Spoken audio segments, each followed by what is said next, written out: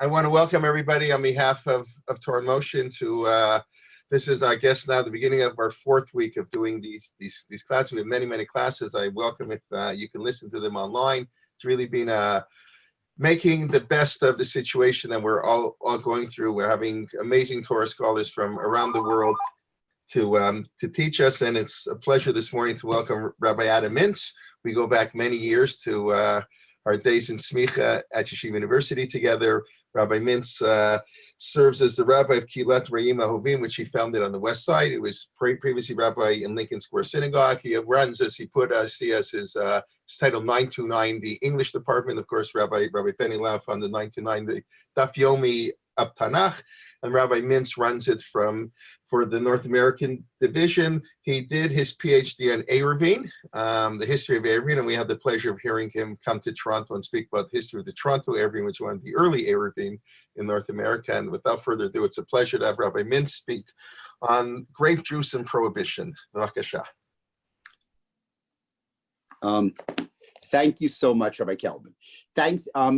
First of all, you deserve a lot of credit because, like you just said, to turn around and, literally overnight to become the center of so much learning over the past 4 weeks is an amazing thing. And of all the things that are going on, and, we're kind of on overdrive and on internet learning, the stuff that Torah in Motion has, it's always going to be quality stuff, and, it's always going to be done properly. And so thank you very much for including me.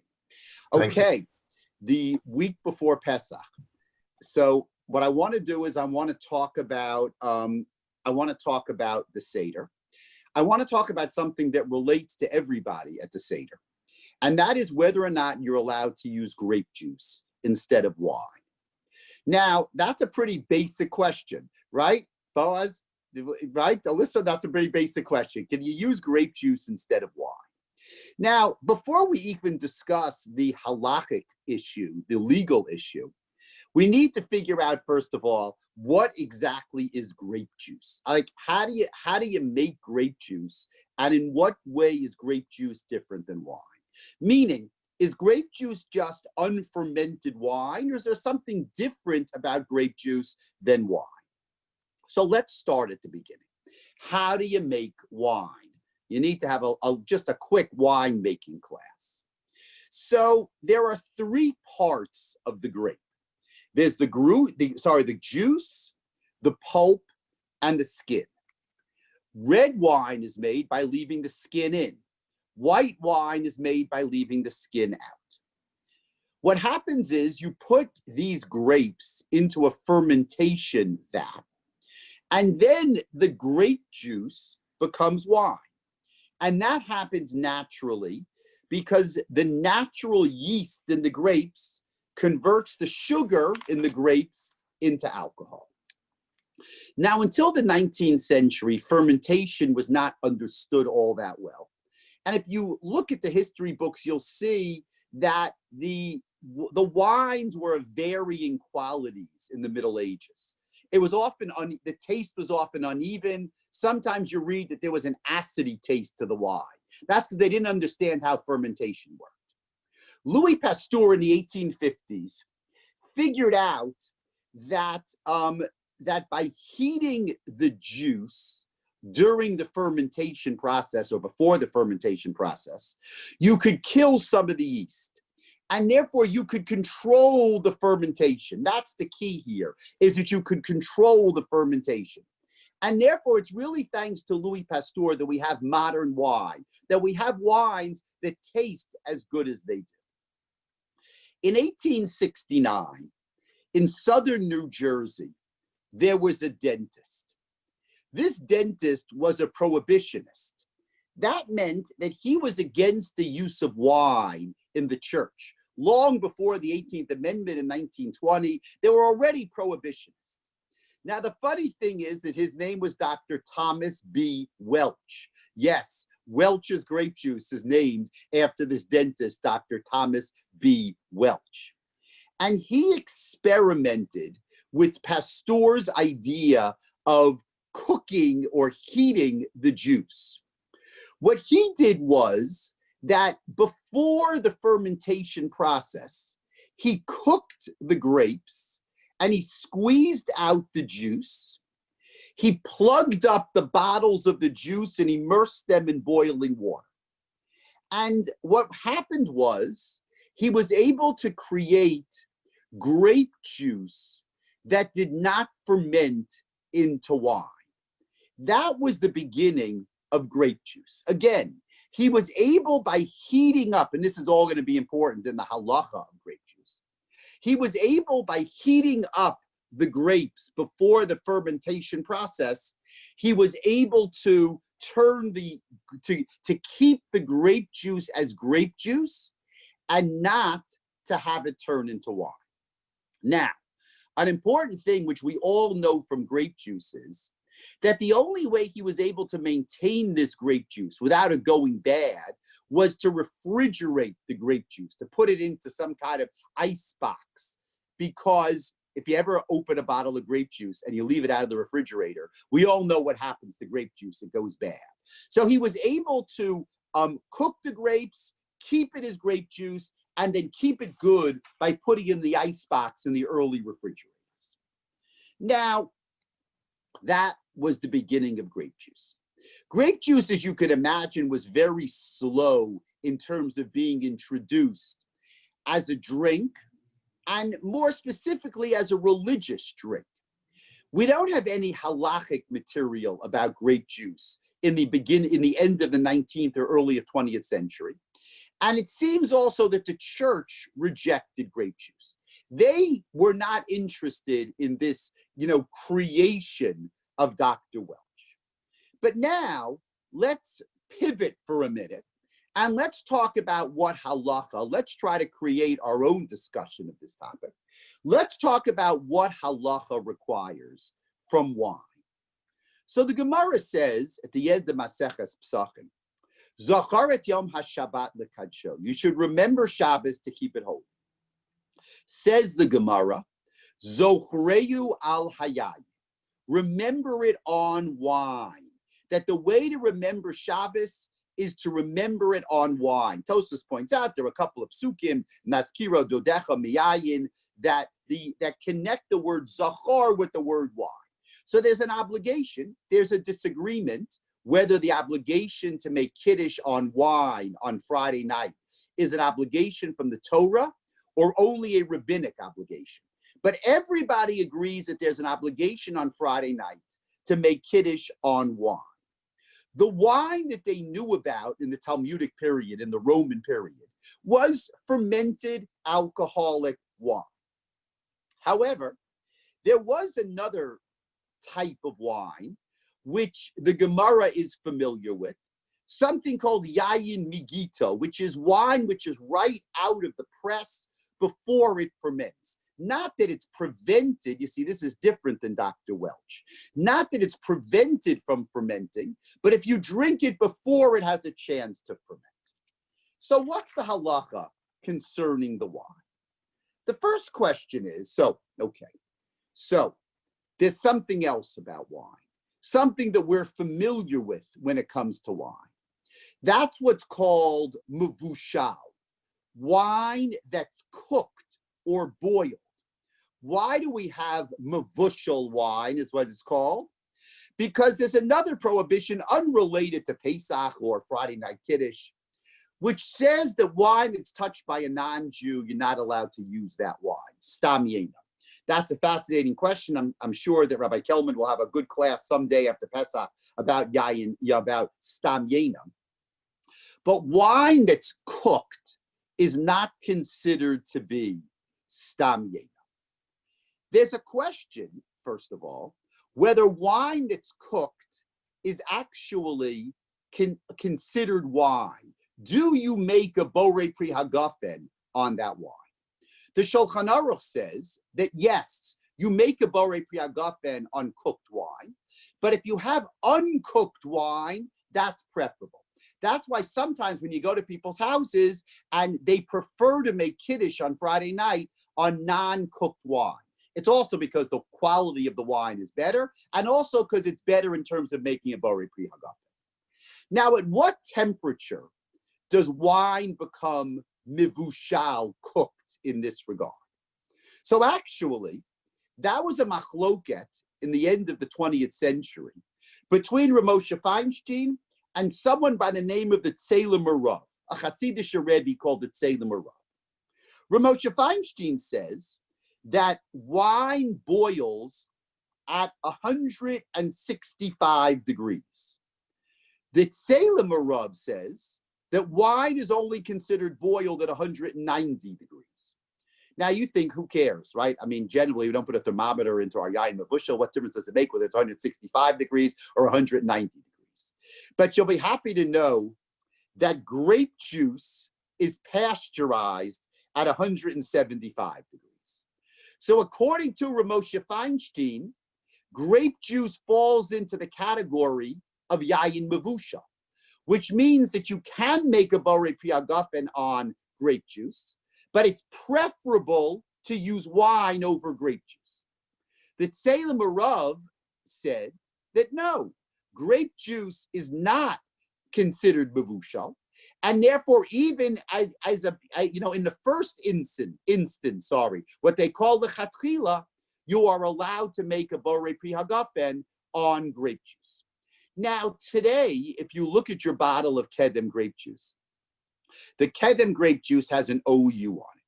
But Bella will remember that it wasn't that many decades ago that the Kedem bottle of grape juice did not have an OU on it, but rather it had the hashgacha of the Tzelem Rav. This Hasidic Rebbe, I have no idea who he was, but he was an important rabbi.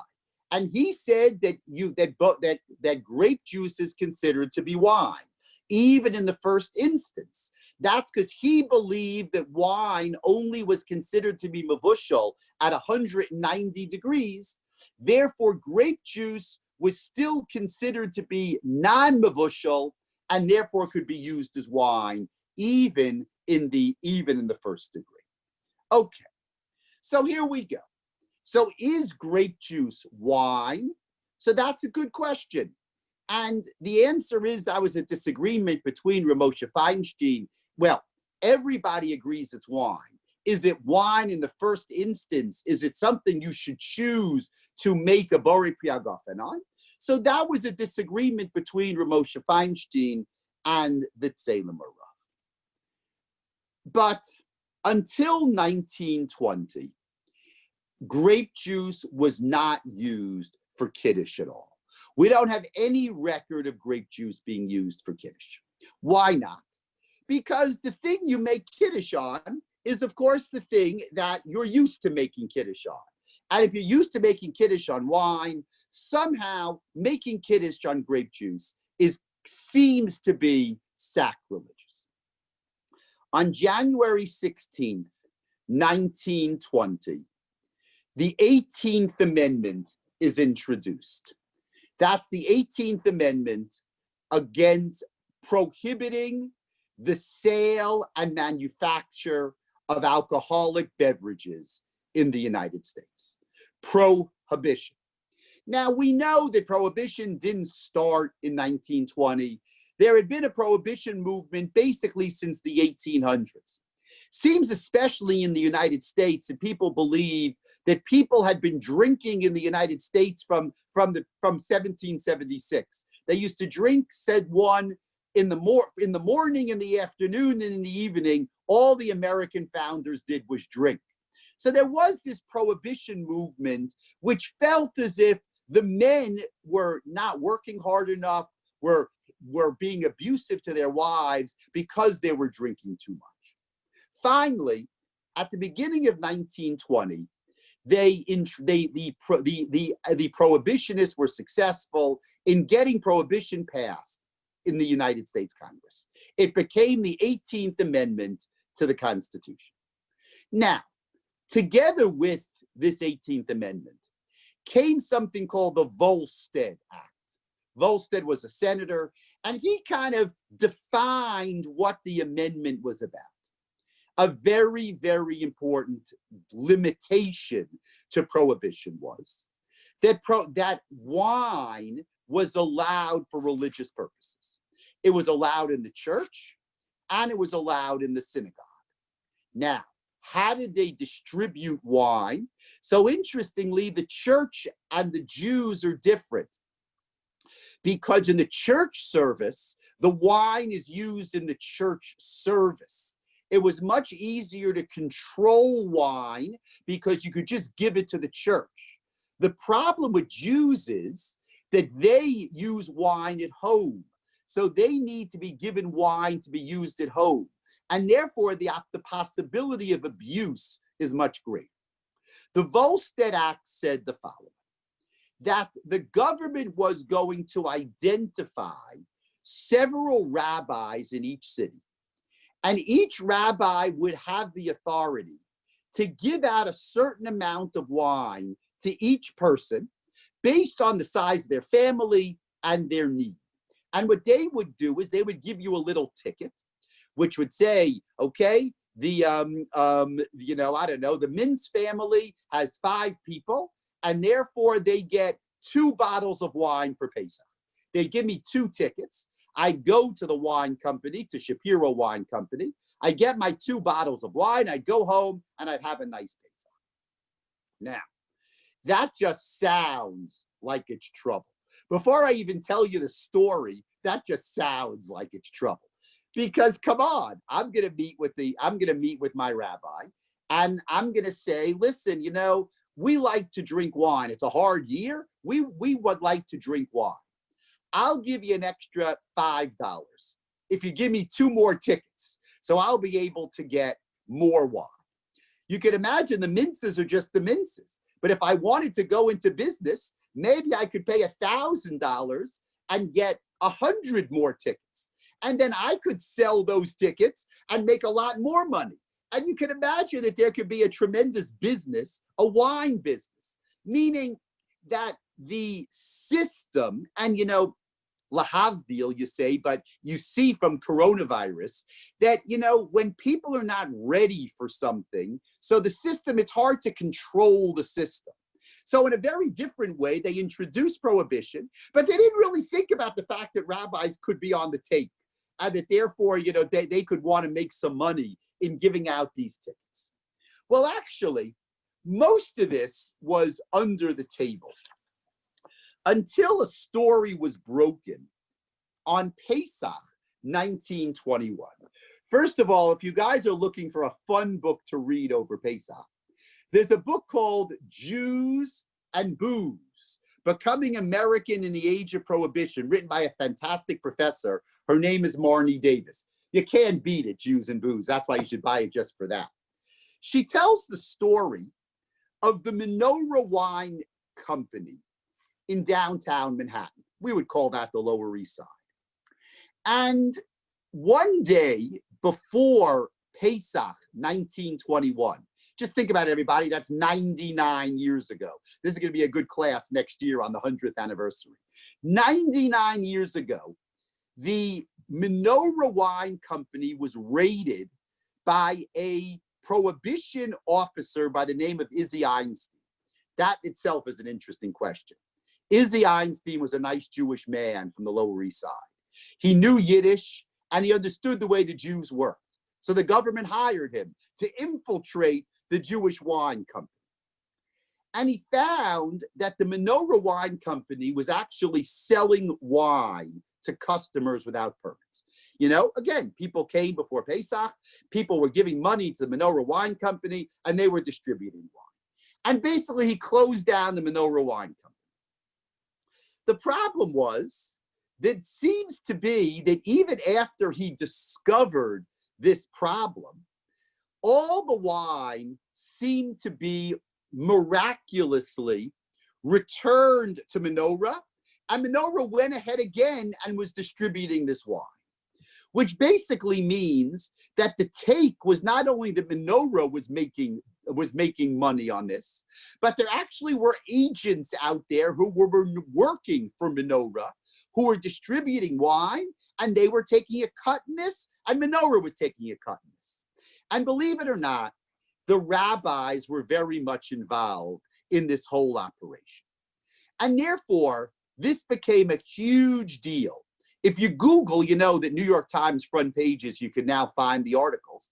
If you Google Menorah Wine Company 1921 New York Times, you will see that on the front page of the New York Times, they wrote up this whole issue, which actually is amazing. And it actually went back to a rabbi whose name is very familiar to a lot of us. That rabbi's name is Ramaz, Rabbi Moshe Zvulun Margolis, of course, after whom the Ramaz school is named. And the Ramaz was the leading rabbi in New York at the time. He was the rabbi of KJ. He was the Yiddish-speaking rabbi of KJ. He was a leading rabbi of New York. The Ramaz believed that only Orthodox rabbis should be allowed to give out these licenses for buying wine. He didn't think the conservative Reform rabbi should have any say in this at all. Obviously, the conservative Reform rabbis were hugely insulted by this, and it meant that the conservative Reform Jews didn't have wine for Pesach. Now, at the beginning, Rabbi Margolis was able to control the monopoly. Seems Rabbi Margolis, of course, also was getting a cut in this whole business. At the beginning, Rabbi Margolis was able to control the monopoly. But after this whole fiasco in the Menorah Wine Company, they exposed Rabbi Margolis and the fact that he was trying to get a monopoly in this. And the conservative and the Reform rabbis began to protest. They wanted a say in who would get wine. This went on for a little while. And concurrent with this, parallel to this, the conservative movement decided that maybe there was a better way to deal with this problem than to get permission to distribute wine. And therefore, on January 24th, 1922, there was a press conference at the Jewish Theological Seminary on 122nd Street and Broadway.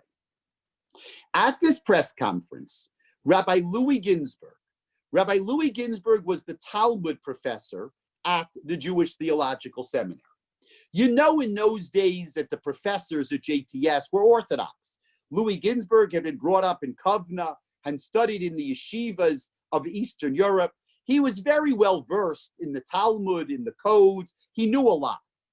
And he wrote, believe it or not, a 71-page tshuva, a 71-page responsum explaining that grape juice was not only permitted to say a borei pri hagafen upon, and allowed for kiddush, and allowed for the 4 cups of wine, but actually it was preferable. And he explained, based on the thing that I introduced earlier, that the Gemara knew already about something called yayin migito. Yayin migito means that that wine, grapes, before they go through the fermentation process, that they are already drinkable as wine, and you're allowed to make a borei pri hagafen on that wine. So that even though usually we don't drink wine that way, usually we don't drink wine pre-fermentation, but you can drink wine pre-fermentation. And therefore, of this 71 pages, and you can get these 71 pages on HebrewBooks.org. If you Google Louis Ginsburg, grape juice, you can get a copy of this. He basically spends 65 pages going through in the most complicated halachic detail why grape juice is allowed to make kiddush and to drink it the same. The last 5 pages, he gave away his real secret. In the last 5 pages, he said that the Orthodox had made a tremendous chilul Hashem, that the Orthodox had made a tremendous, tremendous desecration of God's name through the Menorah Wine Company, through the Ramaz who was trying to control the licenses on the wine. He says, and basically, rather than fight the Orthodox, the best way to do it is to ignore the Orthodox. And let's just use grape juice instead of wine. So what do you think? What do you think the reaction was to Louis Ginsburg's tshuva. So for 5 years, we have no official Orthodox response. All we have is the memoirs of Louis Ginsburg's son, Eli Ginsburg. He writes that he received threatening letters. People threatened to harm him because of his father's tshuva, and that his mother didn't want him to go outside by himself. That's how bad the situation seemed to be. But then, in 1926, finally, there was an answer that was written by a rabbi. And this also is an interesting story. The rabbi's name was Rabbi Isaac Simcha Horowitz. He was a rabbi in Hartford, Connecticut. A great Talmud Chacham, a great scholar. He wrote a book on the Sefer HaMitzvos called Yad HaLevi. And it's quoted in a whole bunch of different places. It's a very impressive book. Now, why is that interesting? Just for the historians of American Orthodoxy. This guy, you think today, you think about, communities. If you're a great rabbi, a great scholar, you want to go to a community where there are a lot of people, where you can teach Torah, where you can be a big rabbi. Rabbi Isaac Simcha Horowitz was one of the greatest Talmidei Chachamim in America at the beginning of the 20th century. What is he doing in Hartford, Connecticut? I hope there's nobody here from Hartford, Connecticut, because what is he doing in Hartford, Connecticut? There was literally nobody in Hartford, Connecticut. The answer is, of course, something about the American Orthodox community. And that as you came to the United States at the beginning of the 20th century, most of these men didn't speak English. They couldn't get jobs. And, these rabbis, you could get a job as a rabbi in New York. Everybody wanted to be a rabbi in New York. So these rabbis got jobs literally wherever they could get a job. This guy, Rabbi Horowitz, got a job in Hartford, Connecticut. I don't know his story, but he got a job in Hartford, Connecticut. The rabbi I spoke about last week when I talked about Coca-Cola, he got a job in Atlanta, Georgia, long before Atlanta, Georgia was a kind of a hotbed of orthodoxy. So people got jobs wherever they could get jobs. Now, the good thing was that they got jobs. Their jobs were not very time consuming because there weren't very many people there. They were able to write books. And this Rabbi Horowitz writes books. And he writes a book. And in this book, he discusses Rabbi Louis Ginsburg's responsum about the use of grape juice for Kiddush. And I read you just a little piece in Hebrew, which I'll translate, just because the language is so sharp.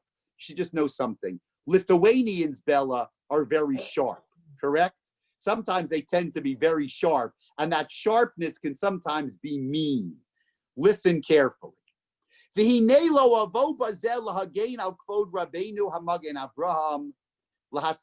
not going to defend the rabbis of old who thought you should use wine for Kiddush. I'm not going to defend them mehasagas hadardiki hazeh, from the opinion of this child. Asher kimidumeli, it appears to me, he says, she'ein lo moach bikad kado. It seems to me as if he has no brain in his head. That is the kind of way we talked when we were in third grade. We said you have no brain in your head, in your skull, right? That's what he says about Louis Ginsburg. He says Louis Ginsburg's 71-page tshuva, it's like he has no brain in his head. And he basically goes and he tries to argue that grape juice, not only is grape juice not preferable, but he thinks grape juice is like orange juice or apple juice. You wouldn't even make a borei pri hagafen on grape juice. Now, of course, the disagreement between Rabbi Ginsburg and Rabbi Horowitz has very little to do with grape juice and has very little to do with prohibition.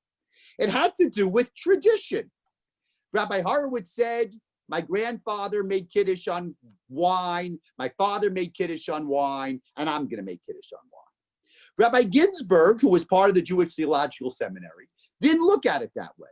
He said the times require us to make a certain kind of decision, meaning that prohibition and the Chilul Hashem, the desecration of God's name that was being caused because of the the kind of monopoly on wine, requires us to make a decision that we wouldn't usually make.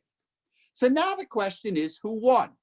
And you would think that Rabbi Horowitz should beat Rabbi Ginsburg. Rabbi Ginsburg is a conservative rabbi, or at least a rabbi in a conservative place. You would imagine that he would win over Rabbi Ginsburg. But it's not true. First of all, 1933, the 21st Amendment repeals prohibition. None of this is relevant anymore.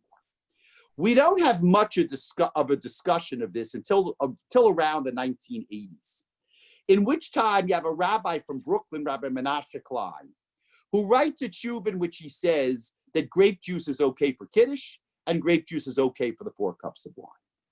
Okay? He doesn't quote Rabbi Ginsburg. He would never quote a JTS tshuva, but he says that grape juice is okay.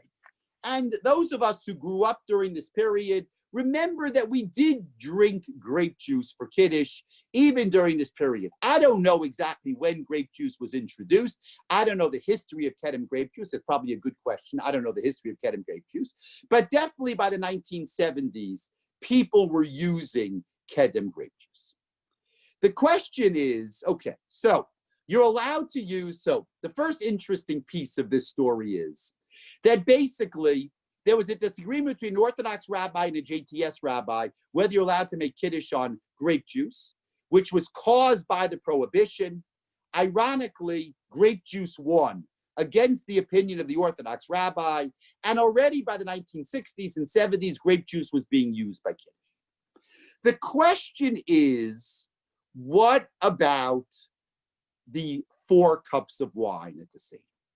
Do the 4 cups of wine at the Seder have a different status? So the Gemara says as follows. Today the wine that we drink is a combination of 5 parts wine, 5 parts water, 1 part wine. It's mostly diluted wine. To drink wine is like to drink wine syrup. So the Gemara in Psachim has a discussion. What happens if you drink wine syrup that was not diluted? And the Gemara says that if you drink wine syrup at the Seder that was not diluted, that the Gemara says, and I quote, Yidei yayin yatsa, yidei cherus lo yatsa. You fulfill the mitzvah of Borei Pri Hagafen, but there's a special mitzvah on Pesach. That's the mitzvah of cherus. Cherus means freedom, that you have to drink wine like free people. Free people do not drink wine syrup. Free people drink real wine. So therefore, to drink wine syrup, you would not fulfill the obligation of cherus. Now, based on that, Rabbi Moshe Feinstein writes the following. Rabbi Moshe Feinstein writes that wine that is not intoxicating, like grape juice, is not preferable at the Seder. And he says that, and he compares wine that's not intoxicating grape juice to this wine that was not diluted. He says, just like wine that's not diluted is not the way of free people to drink, that's not the way you celebrate, so too drinking grape juice is not the way that you celebrate. And therefore, he says that it's preferable not to use grape juice at the Seder, and if you're able, you should drink wine rather than grape juice at the Seder.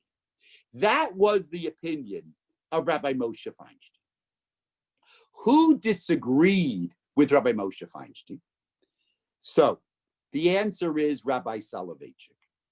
The Rambam in the laws of the Seder says the following. Arba koso toelu tzarech limzo gotam, you have to dilute them. Kidei shetihiyeh shtia areva.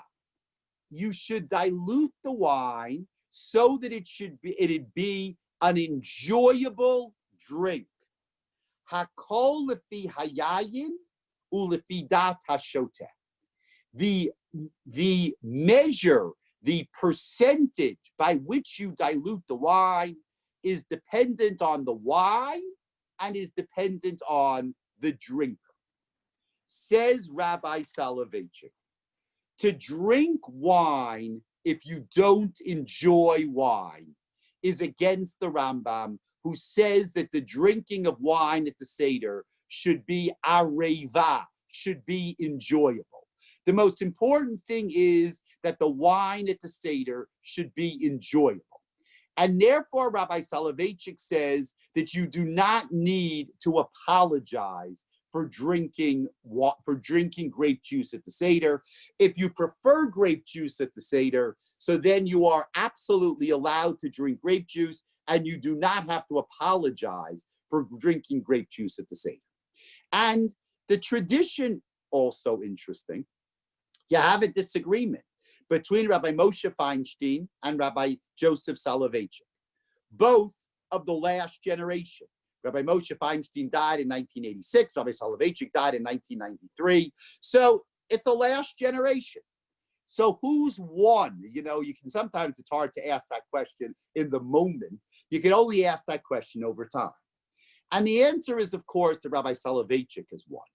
And if you check all the Pesach books, every Pesach book will tell you that it is preferable to drink grape juice if that's what you prefer. Now, if you prefer wine, you don't have to drink grape juice. You can drink wine or you can drink grape juice. But they're equally good at the Seder.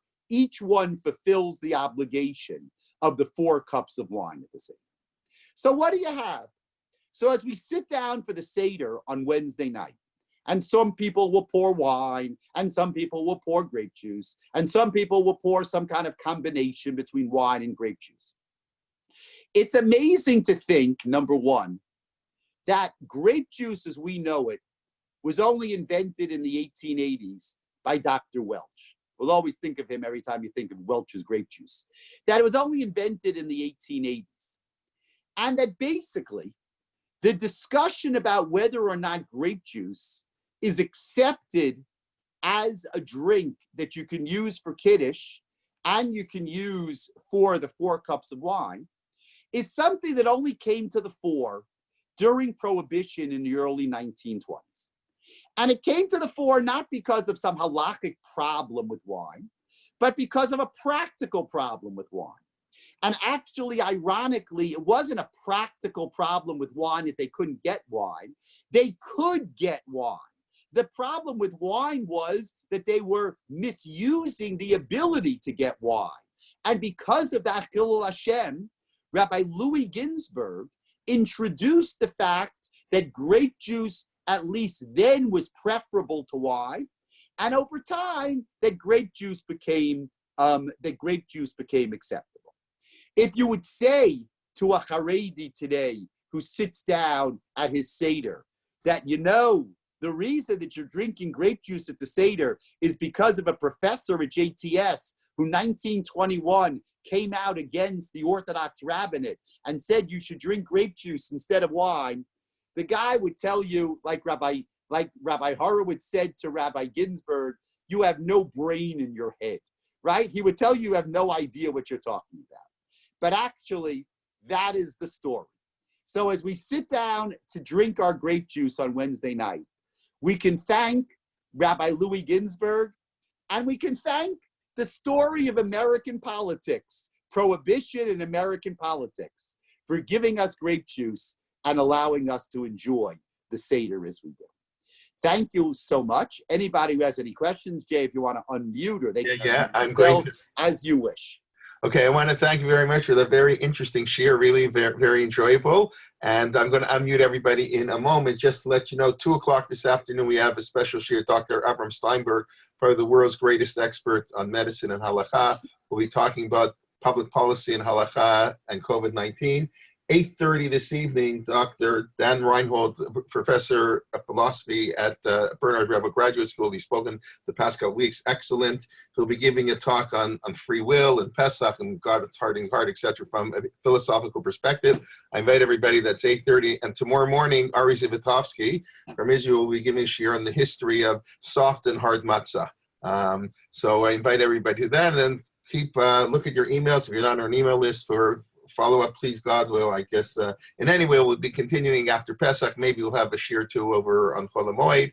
And I'm going to unmute everybody. So if anybody has any questions, they can ask or put it in the chat box. Okay, thank you very much. And we hope to see you soon. And we wish everybody to be healthy and be well and an enjoyable Pesach under whatever circumstances. I was speaking to somebody earlier today who's going to be alone, an older woman, and she said she's kind of looking forward. She can sing all the songs she wants to sing she grew up with, because when she's with her family, they outvote her on the songs. So she's going to sing the song she likes.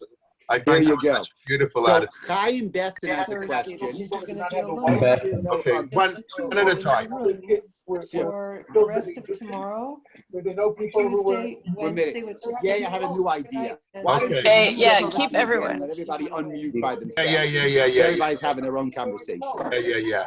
Okay, good. Let me Yeah, he's going to mute everybody. everybody. Hold on a second. I have to mute everybody. Adam, I'm going to unmute you. I have to mute you first. Everyone's talking. Give me 1 second. Okay. All right. Okay. Why was there no halachic discussion of grape juice between the 30s and Rabbi Klein's shuv in the 80s? Is it because people weren't drinking it or because it was so popular? That's a very good question. The answer is that traditions die hard. And if everybody is drinking wine, it takes at least a generation. Again, if you grew up and your father drank wine, the idea of drinking grape juice was something that took a long time. But that is a very interesting question. And I didn't do, that's sociology. You know, you need to speak to someone from the 50s and you need to ask them, was there grape juice on the table in the 50s? I can tell you that by the time I was, you know, Jay and I, we kind of grew up in the 60s, but we only remember the 70s. Right. Is that fair to say? So That's in the fair to 70s, say. Jay, we had grape juice already at the table. But you and I are not responsible for the 50s and 60s. I drink wine, by the way. Other people in family drink grape juice. There you go. The Kelmans are traditional. No, not the Kelmans. Me. Not the rest of the Kelmans. Oh, okay.